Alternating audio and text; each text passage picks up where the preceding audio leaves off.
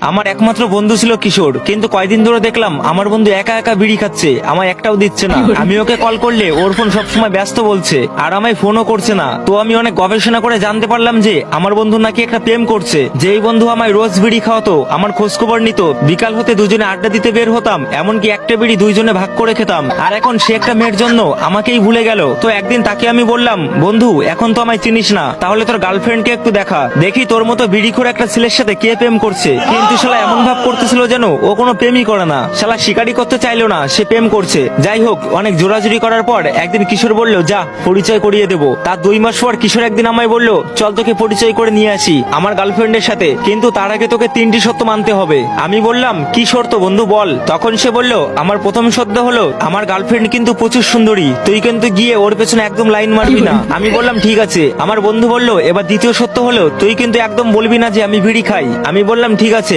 এবার তৃতীয় সত্য বল। তখন সে বলল, ও যদি তোর কাছে আমার নামে কিছু জিজ্ঞাসা করে, তুই আমার নামে বানিয়ে বানিয়ে অনেক ভালো কথা বলবি। তো তারপর সে আমায় ওর গার্লফ্রেন্ডের কাছে নিয়ে গেল।